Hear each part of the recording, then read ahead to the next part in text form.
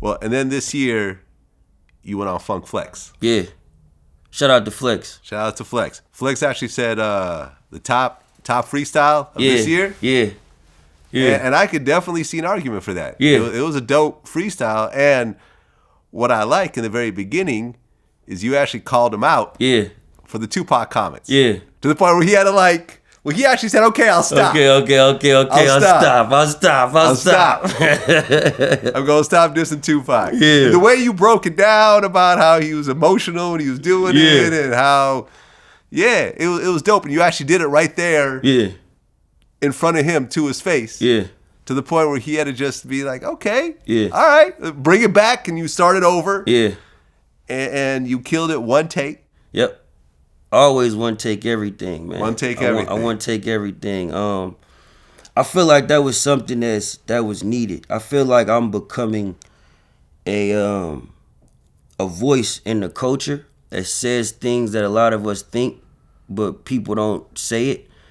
And I think when Flex was saying certain things about Tupac, it kind of hit us a certain way. You know, it kind of rubbed us the wrong way because we naturally, especially being from the West, we got a different type of love for Tupac. You know, it's a different type of thing over here for Tupac. So when he said it, whether if it was true or not, us over here on the West, we didn't really agree with how it was delivered. You know what I mean? And overall, more than me calling him out on the Tupac thing, what I was really trying to show people in our community, like if you really pay attention to that freestyle, it's really kind of like me trying to show people us as black men can have issues with each other and communicate that in a way to where it doesn't have to be violent, right? And it doesn't have to be vulgar. It doesn't always have to be beef. You can address an issue you have with somebody and y'all could agree to disagree. And that's where the next half of the freestyle, where I go into like the streets and like all these disagreements and everything. So it's like these is the things that come with us disagreeing and fighting and being vulgar when we can naturally just handle it through a conversation like I did with Flex. Yeah, because you talk about the Pnb Rock situation. Yeah. Rest that happened. Pnb Rock. Yeah, rest in peace, Pnb Rock. I never got to meet him. Yeah. I never got to interview him, unfortunately. But that happened maybe, I don't know, 20 miles from here. Yeah. Yeah. Short drive. Yeah. That will take you into a whole different part of LA. Yes, sir. And everyone, you know, people felt a certain type of way about the whole situation. You know, at first you didn't know whether it was the girl posting on Instagram. Then you found out that it was a couple of dudes. It was a guy and his son waiting in the parking lot. Yeah. Anybody that come from those environments, though, I feel like they knew kind of what it was. Everybody was kind of blaming his baby mom or his girl. I kind of knew from the jump. It wasn't that. Like, she got a child with this man. Why would she want to set him up and take... Yeah, right, it wasn't that. But you know as well as I do, like the way you're dressed right now. Yeah.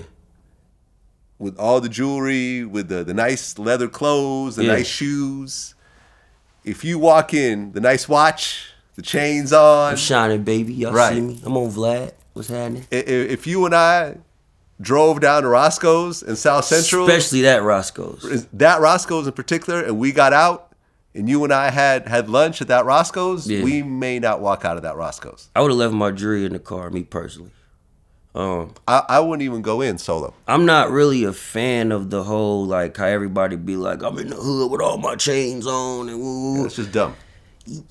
I won't call it dumb. No, I'm going to say it's just dumb. Unless it's your particular neighborhood where you know everyone. But even when someone it's else's neighborhood? Even when it's that, it's like, we got to understand, it's like, bro, this jury and shit. That's why I'm really like, I'm pushing to stop wearing jewelry, right? It's just hard, right? It's very hard because motherfucker done work so hard to get all this shit, and then you get it and you want to show it. But you start realizing like, damn, I'm really wearing this shit to like flex on my own people, or like to make people think I'm better than them because I got a chain or a watch that they can't afford that they want. So you start realizing after a while, like, what am I really wearing this shit for, right? So you get to a level where it's like, okay, I'm wearing it to get notoriety. But then when you get the notoriety, why am I still wearing this shit? So I salute people like 21 Savage. You know what I mean? He's literally said, I'm finna stop wearing jewelry. I ain't seen him with jewelry since.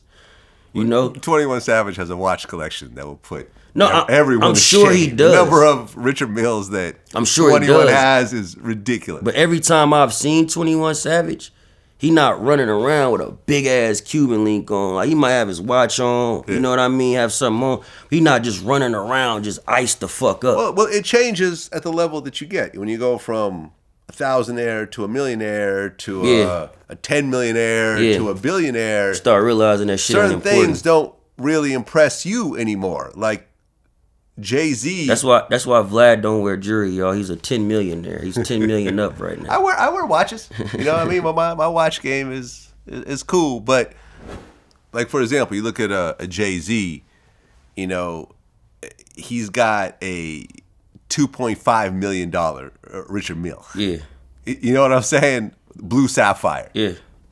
Yeah, he's not wearing a big chain with a bunch of diamonds on it that's spinning and all that, but he's got a $2.5 million watch. But I also feel like with a watch like that, that's something that collects value over time. It does. Right. It does. As does every plain Jane Rolex or Patek Philippe or Audemars Piguet. Yeah. You know what I'm saying? And Jay is heavy in the art as well. That as well. So I'm sure he looks at that as an art piece as well. That as well. But, you know, I mean, for example, I had Akon here the other day, and Akon's richer than all of us.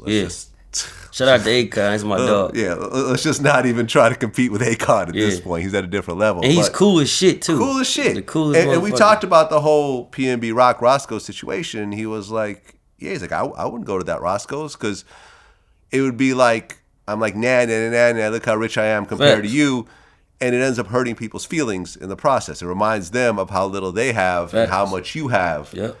And like I said, I know that Roscoe's. I've never eaten there. I've drove past there before. I've never been there. I've been to the one in Hollywood, no problem. Yeah. It's chill. Yeah. Like I've never had no problems eating there. Yeah. Even the one in Inglewood by the freeway. Yep.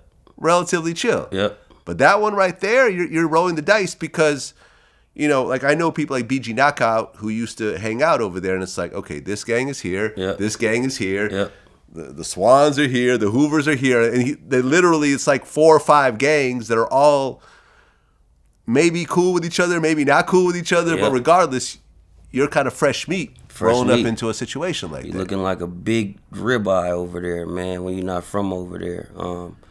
Yes, I've never, like you said, I've never been to that Roscoe's. As you shouldn't. Yeah.